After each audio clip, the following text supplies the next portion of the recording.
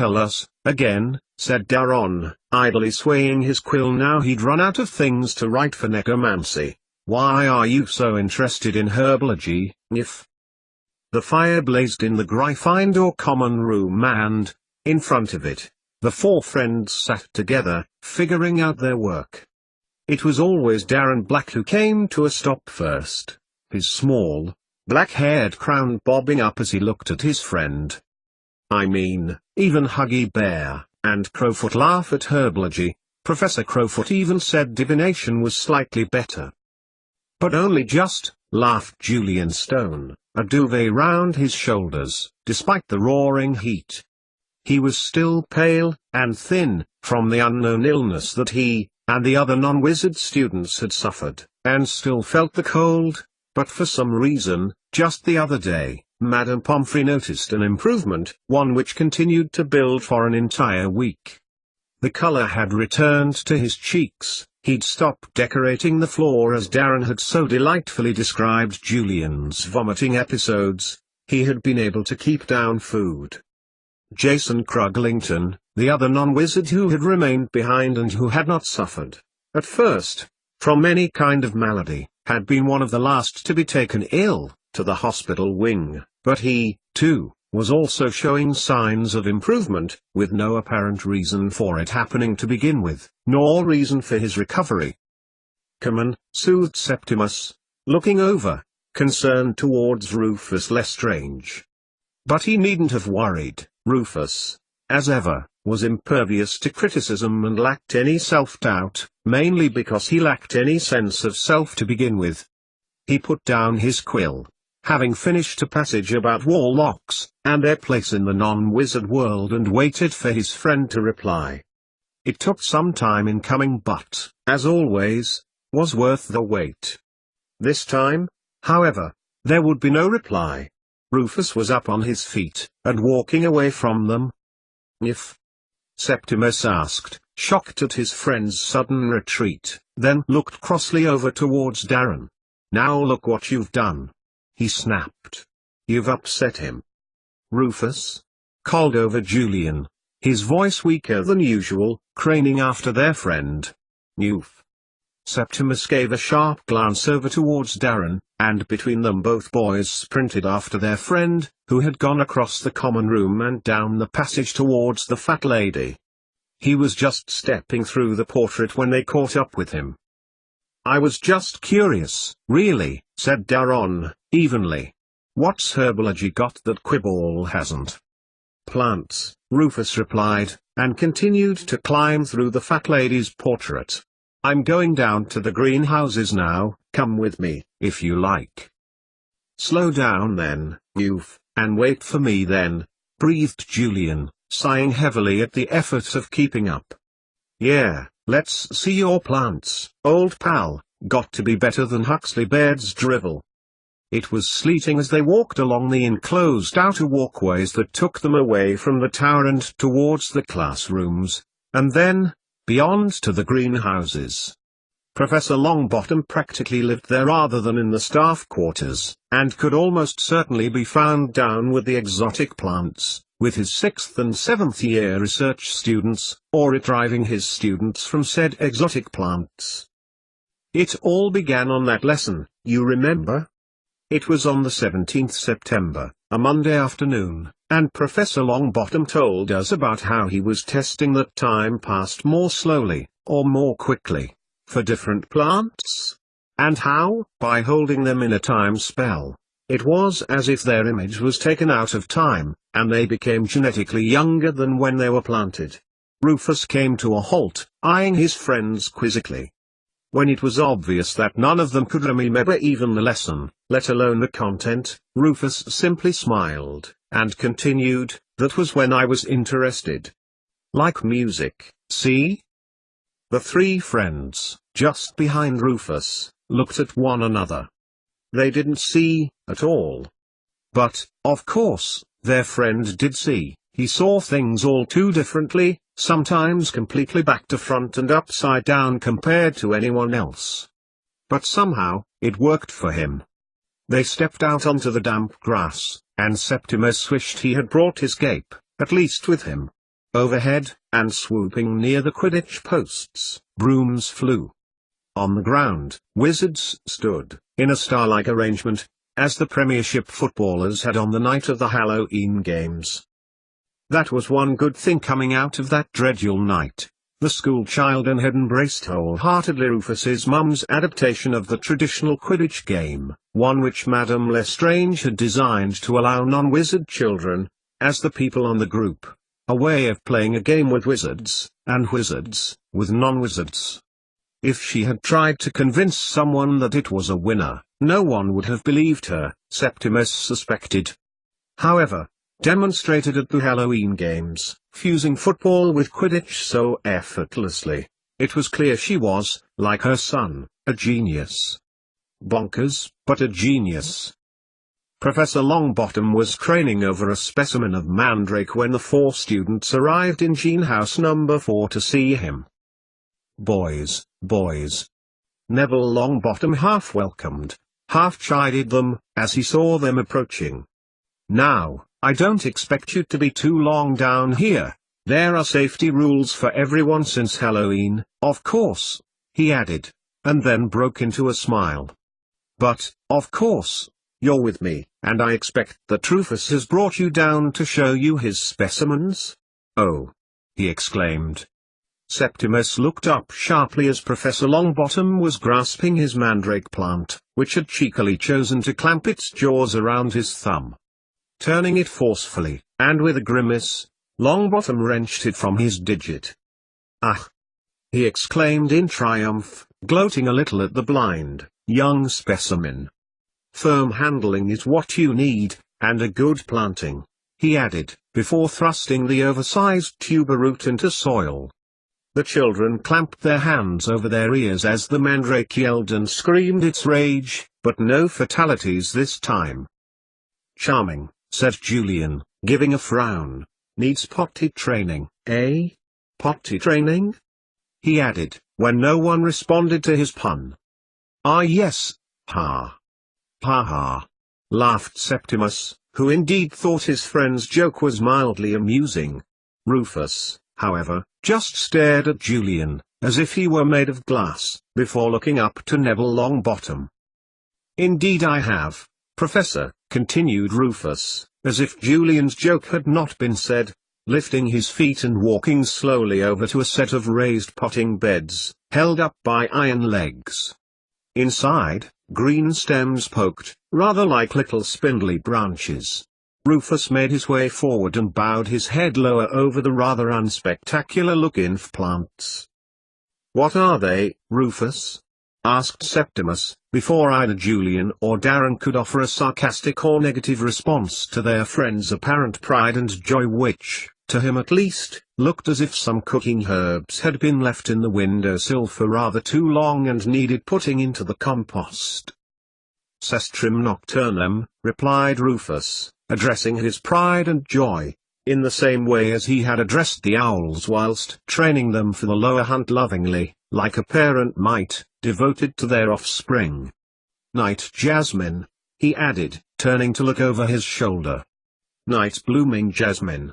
I know it doesn't look like much now, but come 1 a.m., regular as clockwork, these little tiny flowers open at night for pollination. I'm afraid to say that the pollen does affect people during this process. We have to be careful, he added, swiping away Julian's outstretched hand. Careful, if there's still some pollen on the plants you might end up back with Madame Pomfrey. Ha, don't see what harm a plant can do, retorted Julian, a little put out at being pushed away by Rufus, but then Septimus hissed at him, think of that little mandrake and what it can do, and then Julian's fight melted to nothing. It was Rufus, after all. Nothing about him was personal, it was just Ruf. However raw and inconsiderate his words might be.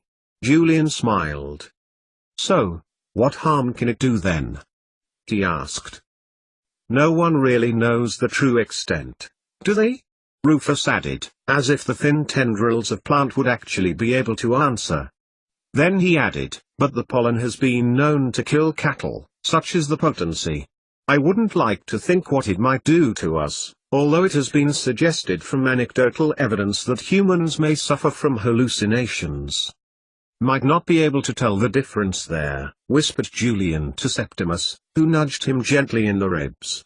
SHHH, Rocky, he added, giggling a little, despite himself. He's our friend. So, what's so special about these plants, Nif? Asked Darren, frowning at the night-flowering plants of Rufus's. What are you doing with them? Well, you know the Halloween games, when I was using Mum's portable pensieve. How can anyone forget? Asked Julian, sighing theatrically. I was listening to some music that she had got hold of from Gregor of the Mysterious. That music appears to have an effect on slowing down time. Now, I've had these specimens growing as they normally would, flowering and dispersing their pollen. In greenhouse number 7 are another set of night-blooming jasmine, but, when they were growing 5 minutes later, and looking at a set of plants that appeared to be exactly the same as those in greenhouse number 4. They had been growing while this music was playing. When Professor Longbottom and I looked at the plants, we also did a graft of the jasmine onto another plant. The plants seem to have been taken out of time. It is as if the music they had grown in had slowed them down, like they had been taken out of time. They were genetically younger than when we planted them. Rufus bent his knees, bringing himself down to eye level with the plants he was experimenting with. Fascinating, he added. But, how is that? Asked Julian, frowning. How can music make the plants grow slower? Now, that's the big question, isn't it? Replied Rufus, not looking back at his friend. What is the music doing to the plants? There was silence for a moment, before a voice proposed an answer. Time has been warped, distorted somehow, said Professor Longbottom, arms folded, watching Rufus Lestrange with satisfaction. Almost as if time has stopped for the plants. We know, or at least, Gregor knows, that it can be done by taking the plants to another place, from which this music has come. However, it was Rufus's idea to reverse the experiment using the portable pensieve, and was telling me about his plan for using it with plants in the greenhouses on the very night of the Halloween games. It is regrettable that the conjurists managed to hijack the device for their own nefarious purposes. Whoa! Exclaimed Julian, as he listened to Professor Longbottom's explanation. So, it's like time travel, for these little plants, then? In a manner of speaking, Mr. Stone. Yes, nodded the professor.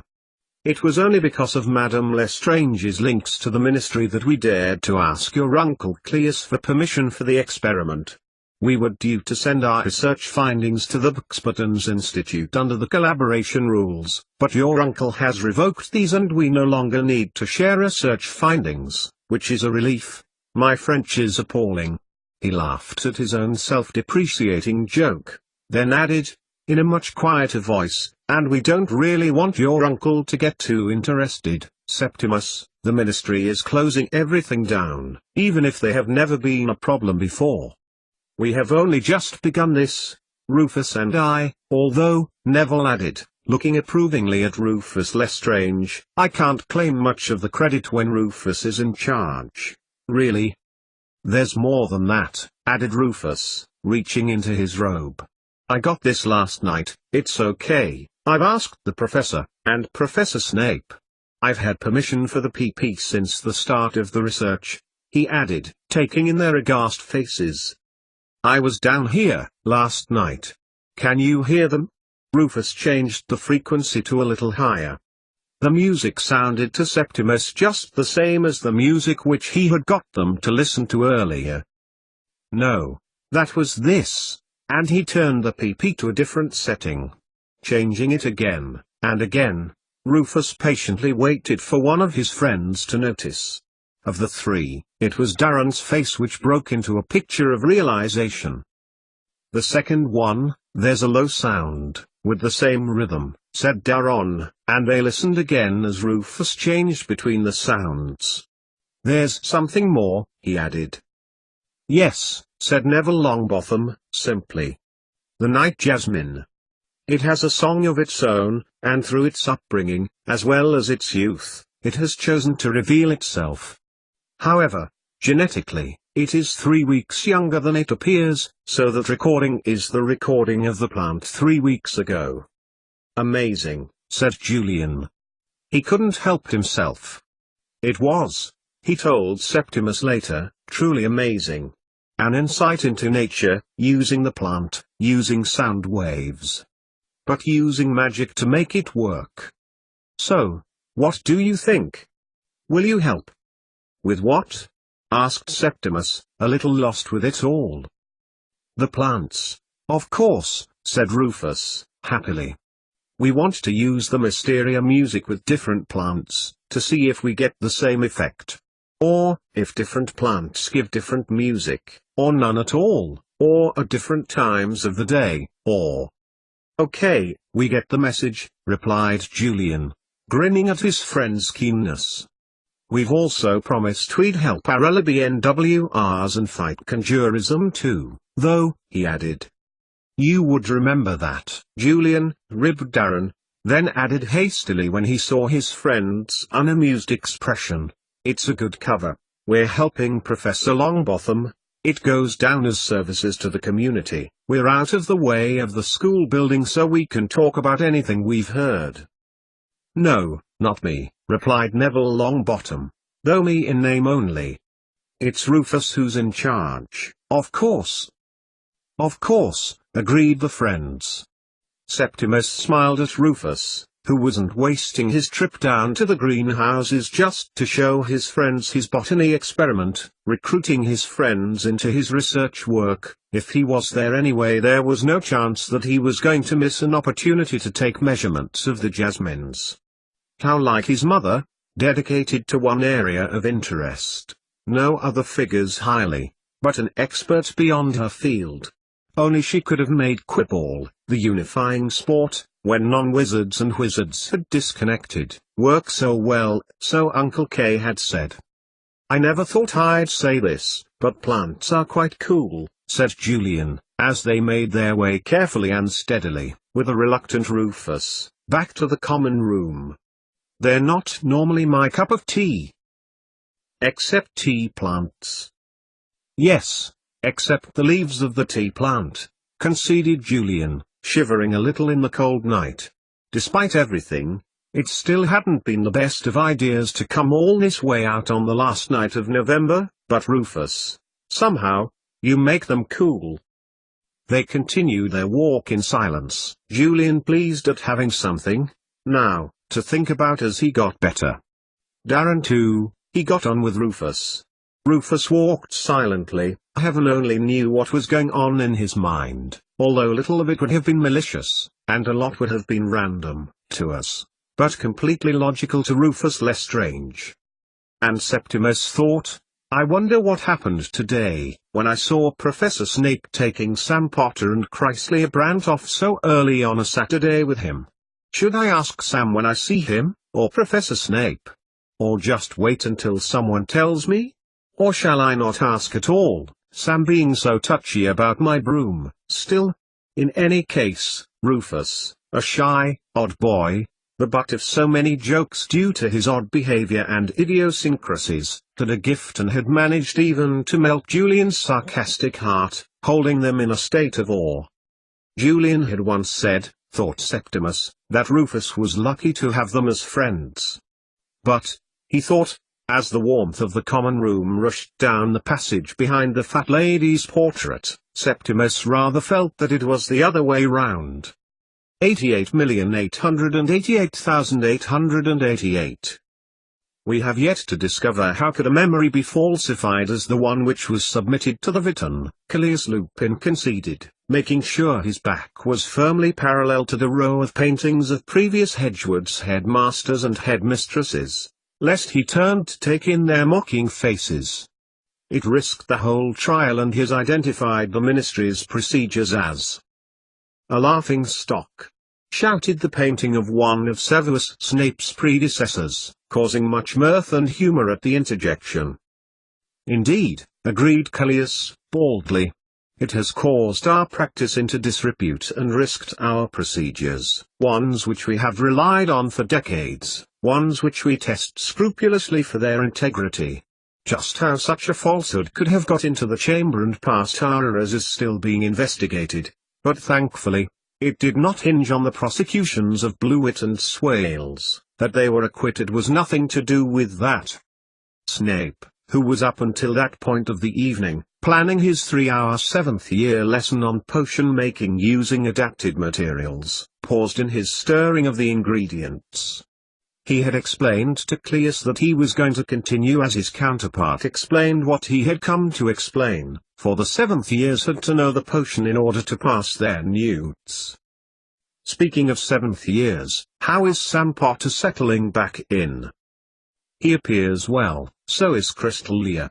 Sam is lucky to have found her, and I have chosen not to punish him for his indiscretion on the night that the false memory purported him to be willing to do anything for the internship at the European Ministry. In fact, he paused to sprinkle what looked like a handful of rosemary sprigs, and were in fact, a handful of rosemary sprigs, into the potion. We have discussed this transgression at length, and I have said that I am of the belief that his punishment of not being allowed to apply to the process is more than enough punishment of anything he has done. We, as a staff, have also spoken to the students about the events of the Halloween games, and the Witten.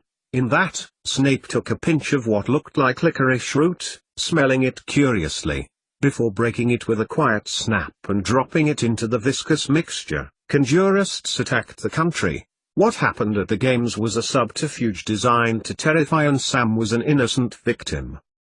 And this calmed them. That the non-wizards would return in January, and their exams would be postponed until then was the most important points to them, I feel. Callias, his body tired, his head in a permanent state of exhaustion, so much so these days that he could hardly remember a time when he felt a feeling of relaxation or calm. Although it was very much the time of the month, the moon would be influencing his body, and that of Sirius Black, in a few days' time, and it was to Snape's credit that the very first thing that he had given to Cleus was a bottle of wolfspan. He wondered, as he watched the headmaster of the school finish the potion he was to teach the older children the next day, whether he should insist that Snape keep an eye on another who may be in need of the same potion, for reasons he had alluded to last month. But as soon as the thought struck him, Callias banished it out of his mind and asked, "You have called them all, then, the reciprocators?" "I agree with you, Callias. We need to draw a line under where our jurisdiction once fell. The Witten redefined the law in the country, both for wizards and for non-wizards. The European Office must, by their own conventions, integrate our findings into their own laws. I am just as sorry as you that the Witten did not find conclusive evidence against the 2 wizards who are clearly guilty of some sort of conjurism. But, that you did not have enough evidence to present only went to demonstrate the robustness of the system." Snape looked up from his lazily oozing potion. 2 wizards did not have enough evidence to convict them of the broken glass knight. This means the perpetrators are still at large, and also means 2 men not guilty of that specific crime have not been wrongly convicted. The silence could not have been better achieved had all of the atoms been removed from the headmaster's room at the top of Hedgewoods.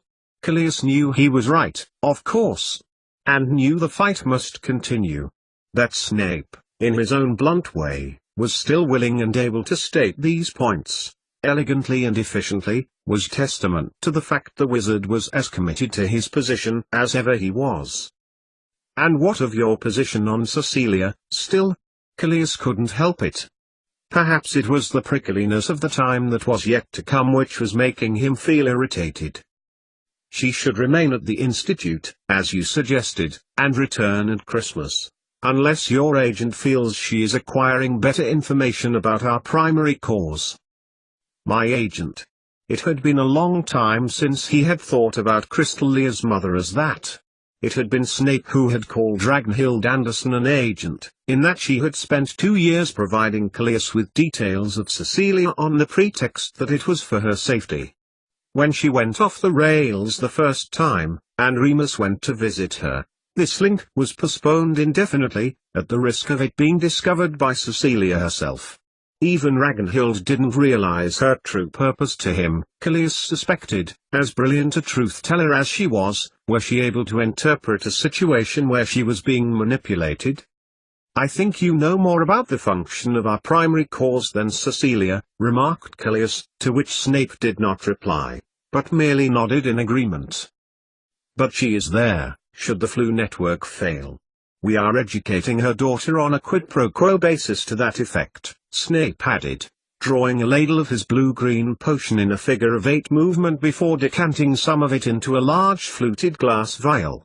"I don't blame her, not wanting her child to be at Durmstrang, and she gave you enough information on the headmaster to fill your notebook 10 times over. Which is the very reason why I needed her back there, collecting everything she can. Yes, I conclude, Severus, it has been valuable Cecilia being there, feeding us such information from such an historic and statuesque hub of learning, and discerning how the students are being institutionally prepared to be superior even to other wizards used for purpose of conjurism. She knew what you were having her do, Callias, and threw it at you before," Snape shot back, his eyes on the iridescent potion in his hands. "She was happy to go at the start. She told Aberforth she would do what she could for the reciprocators, work as a spy world and reported back to you as such. You used her, it ruined her mind, it stirred memories of the past she had come from. She acted stupidly. We all know that.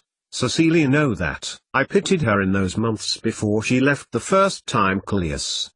And yes, you manipulate people. That's exactly what you do." Snape shot him an accusing look, which for all his faults, still deflected from the Minister for Magic's Kevlar-like persona. "And yet, as we both know, Aberforth told us there was no other way. By her very presence and unique past set of experiences you know that no other person alive can do what she has done, or will do." Callias's voice remained steady. "No," Snape shook his head. "Durmstrang changed her. That first time? Coming back? Fighting for a right to be back with her family? That she had been there at all changed her, Callias. Didn't you see? As soon as she returned, she gave you Professor Ayer's work and challenged you. She resigned the reciprocators. She would have stood toe-to-toe with you, not slunk off, like before only." Remus, agreed Snape. His critical illness took all the fight out of her, that made her more docile than anything you've done before. I think it is good that you have chosen to let her return. She cannot stay, Severus. Callias shook his head, his eyebrows shrinking together. Why?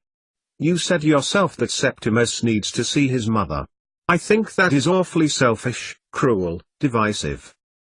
The work she sent, interrupted Callias, ignoring Snape's accusations of his decision. I know I am like I am, never appearing grateful for the intelligence I receive. But that first transcript, this set off a whole chain of events and got us to where we were 2 days ago. I am telling you now that without Cecilia deciding she was going to jump ship, so to speak, and not bringing all she did to me, we may not have had a Witten at all. And we may well be in a state of civil war in this country, against the non-wizards. Played is required, into the hands of, as we suspect, the 2 great wizards in the Alps. Snape paused for a moment, unusually so, for he was usually so fast on the uptake with Callias, and said, Surely, Callias, you are being merely extremely pessimistic? Civil war? Surely not? I wish that I were. There have been very intense and lengthy conversations with the non-wizard Prime Minister where we have fought to retain peace between our factions. But, here is the point I need you to understand, Snape, Henrietta and Vincento. What you said earlier, about the integrity of the Witten, was true. That we discovered Henrietta Edwards was a conjurist and was able to declare it so was a boon. But unfortunately the evidence that we used, one of the pieces at least, was that the raid on your office in September. The work that Cecilia took so many pains to bring with her from Durmstrang on her journey by foot to my cottage was also lodged there. Callias's face twitched for a second. I had it safe, or so I believed, but it was stolen in the raid in your office by Vincento the elf. This was the evidence we used in the Witten. So, the conjurists behind this, Grindelwald and Dumbledore, have the information from my office, have the research from Professor have other irreplaceable objects kept therein, of which the mysterious Gregor is compiling a list. Indeed. So, I need to replace that, at least. That is at least one of my motivations for Cecilia to remain at Durmstrang. If it is them, replied Snape, darkly. Who else, Severus? Snapped Callias, sharply, though much good it would do them, Professor Ayre's work, without anything to transmit it through. That's if it's complete. That's if Cecilia has even met the man yet. Or again. And how will she get the information to us if she does? Ah, nodded Snape, I have a way. So good, it's brilliant. And yet, my concern is that she's too wrapped up in Remus's illness. I can't even reassure her on that, such are the limitations of my own, Callias. I am sorry for my limitations. Let us hope that she learns to let go of that and trust you, because she can't help him, replied Callias, as calmly as he could make himself. I dare not even utter, not yet, just go along and play my hand as the world turns. Because both you and I know what Aberforth thought, what he feared. The statement echoed in Callias's head, as Severus thought it, and planted it there by legilimency. There is some good news regarding your brother. While my other potion is allowing him to at least stabilize, his other injuries are healing well. The long scar on the right-hand side of body is almost completely healed and the rest are on the way. The cooler dark have helped it mend, thought it has been expensive for you. Only the best, of course, nodded Callias. Then I can only agree with you. Cecilia must remain at Durmstrang, to spy for us until such time we have reconstructed what we need from Professor Ayre's work, and only then she can return. With great effort, as one might, with such a great burden on his shoulders, Callias Lupin agreed that his sister-in-law could indeed return once she had gathered the information he was looking for. 88,888,888. A brief message in her grate late one night drew a shivering Cecilia Lupin out of her bed, waiting with all hope and expectation. She didn't have to wait long. It was the first day of December now, a Tuesday, still dark on the North Sea rock. At least she could warm herself now, with some basic magic, and so, as she leaned in to use the grate for its proper purpose, Cecilia jumped, almost hitting her head on the granite lintel as Petunia's face appeared within the ironwork. Petunia! She gasped in happiness, for it had been several weeks since she had seen her friend. And although Petunia had explained how Regulus had arranged for their fluke connection to be off-grid so to speak, so as to remain protected, Cecilia has remained cautious and resisted the urge to contact her. Petunia updated Cecilia on the Witten, namely the part with Misters Blewett and Swales getting off, and that Sam had been set up in his prosecuting evidence so thereby been acquitted, in a roundabout way. She told her about Dudley getting a job with his dad and how he was enjoying it, and how skilled he was at it. They didn't talk long, and it was surprising how little Cecilia felt about the whole thing. She was saddened, of course, about the whole affair of Septimus's broom, but it seemed that he was rather pragmatic about the whole thing. And I am helping the non-wizard reciprocators, Petunia had last explained, talking about how the non-wizards had joined together, originally to protest, and then to actively work together to promote community peace. I can see how you would be well suited for that, said Cecilia, nodding towards her friend. They'd need a diplomat like you. And coming from a family with a witch ... How is she, these days? Lily? Cut up about Henrietta. A glow of uneasy happiness sat in Cecilia's stomach, something she would happily admit she was not proud of. But, something else seems to be making her miserable. Anyway, she'll cheer up. Harry's getting married soon, and it's probably all this with Sam.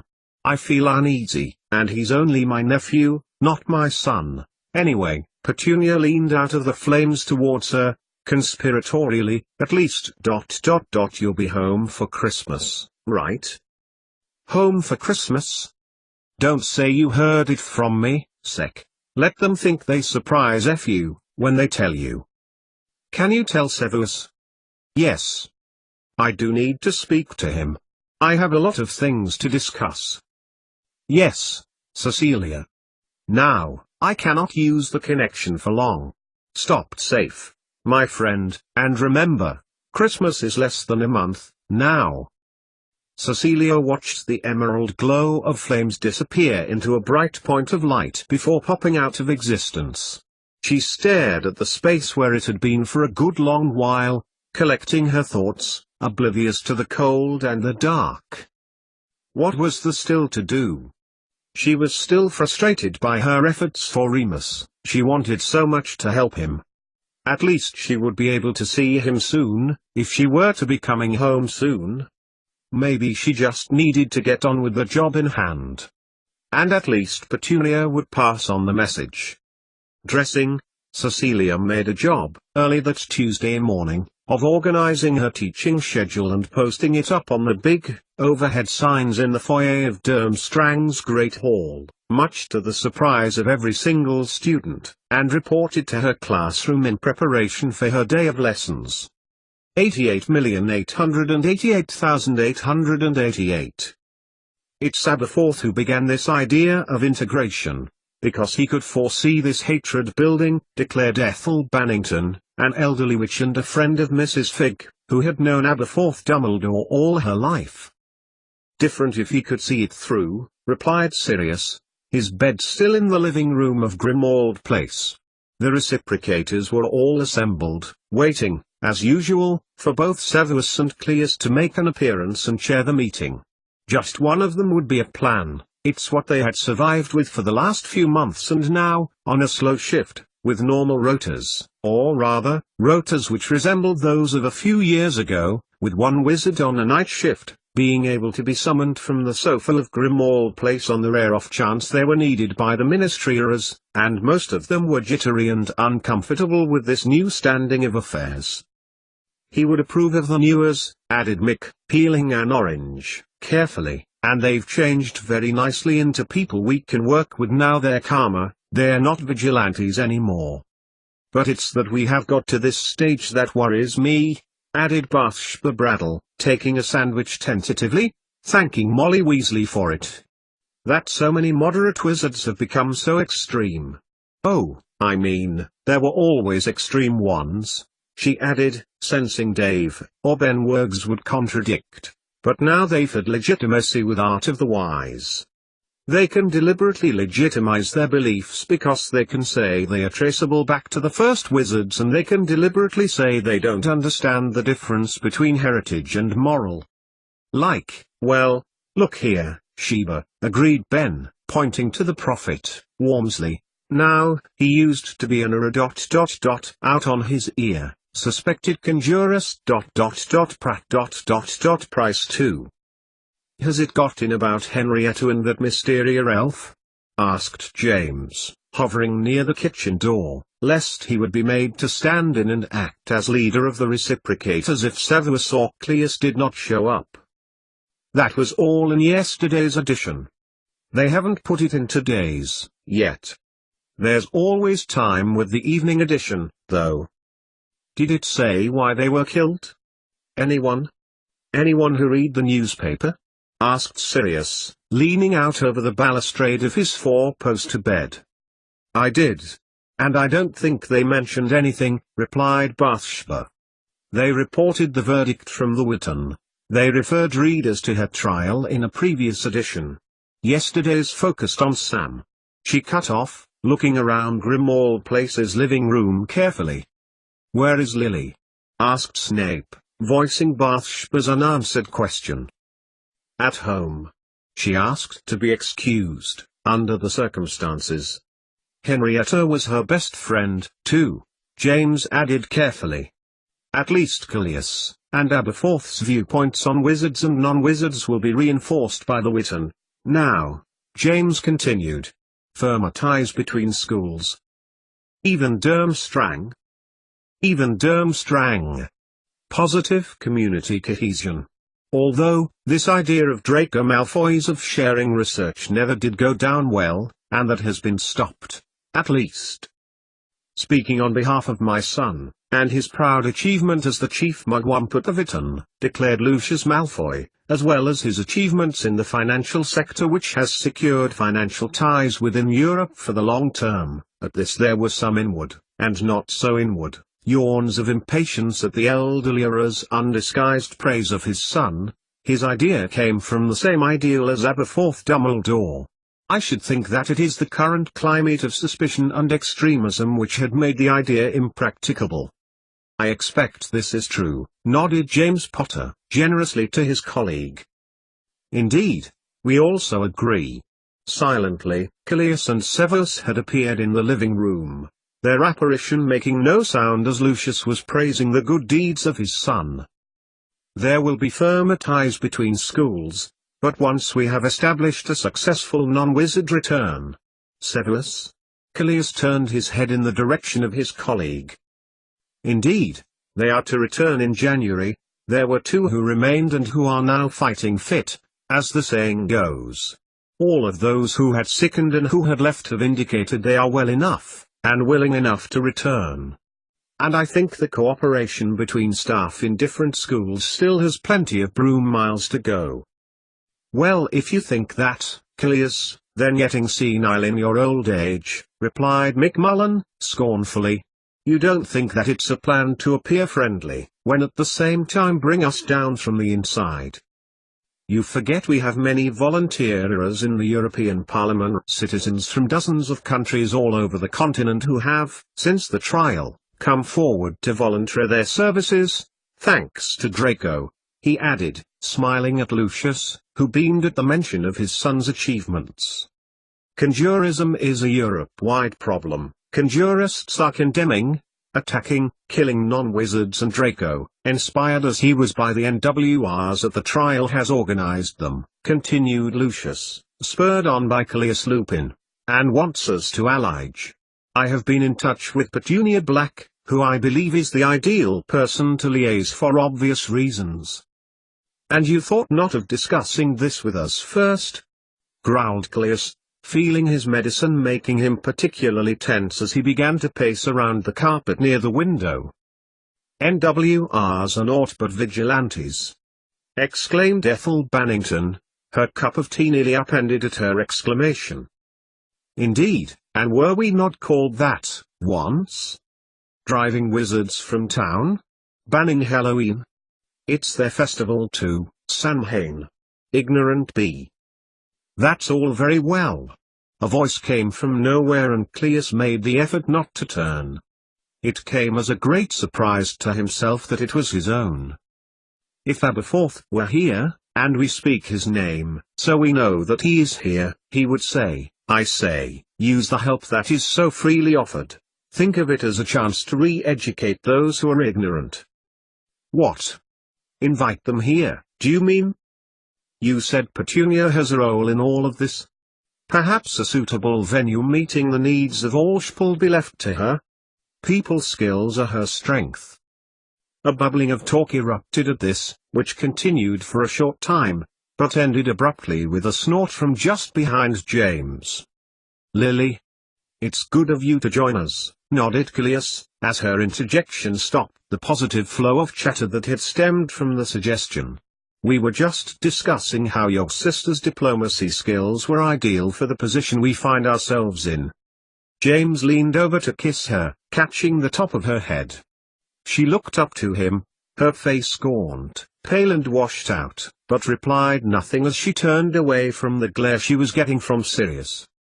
Use pensives again, program them, strictly controlled conditions.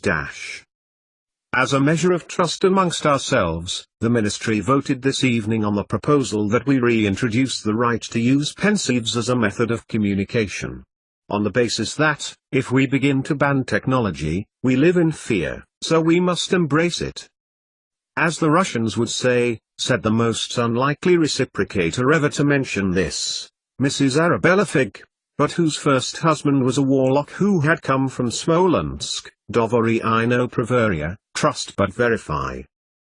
Trust, but verify, whispered James, as he pulled Lily closer, but she stared at him, as if he were a stranger, and stepped away from him and into the kitchen away from the now developing reciprocator meeting, before disapparating. 888,888,888. A week, and she had been the perfect teacher at Durmstrang, posting up lessons, teaching them, and carrying out her research. Keeping herself to herself. But as each day went by, Cecilia felt her frustration build, her desire to speak to Severus as she held on to her resistance to use the flute to try to contact him. Too dangerous. But, not only had she not spoken to him about the original hypothesis, but she had already come up with a counter-hypothesis. And it hadn't helped that her owl had come back when she had tried to send an edited version. What could she do? She needed verification, at least, to see if at least her hypothesis held water, so to speak.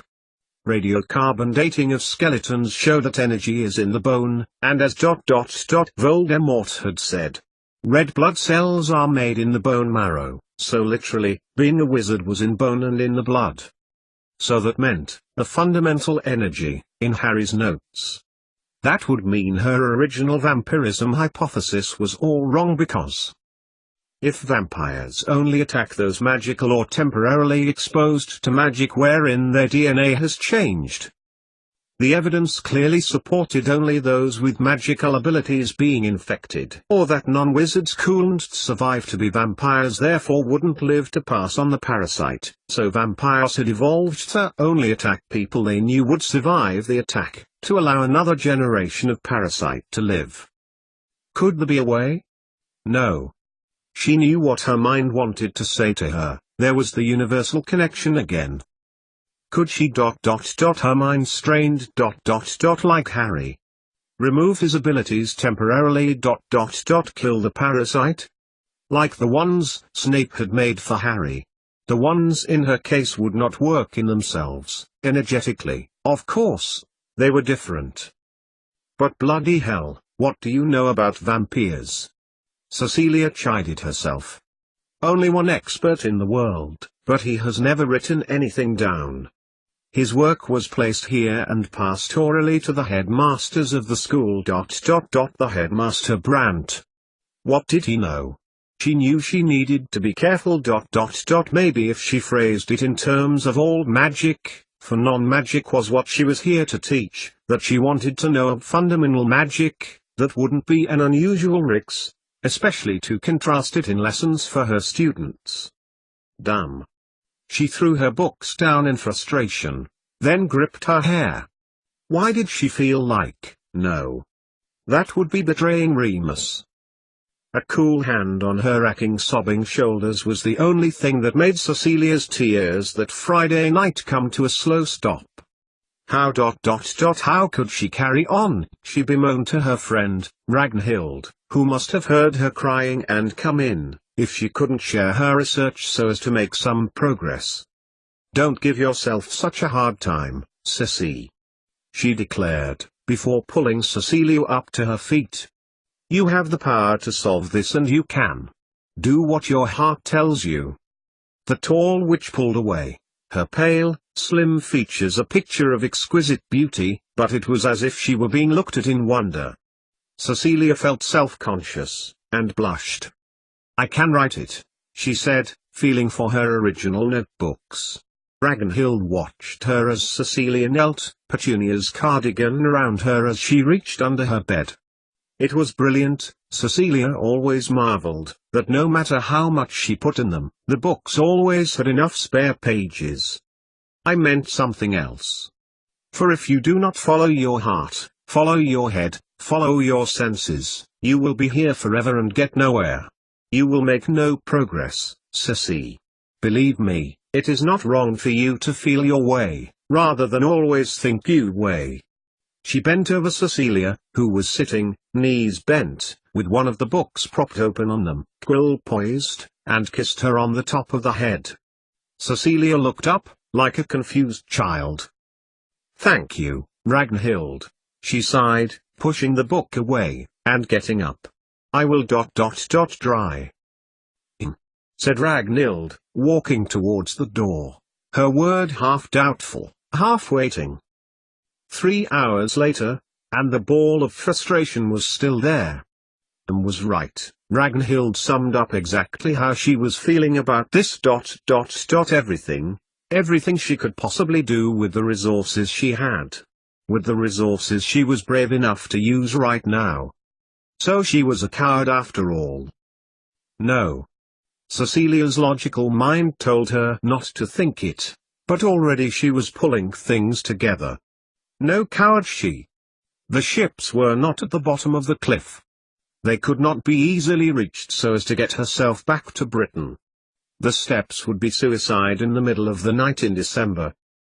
The thoughts telling her body not to take her towards where her feet were treading were futile. Already the dark, serrated outlines of the basalt outcrops could be seen before her. It was the only way. She would have to deliver the work, in her head, to Severus.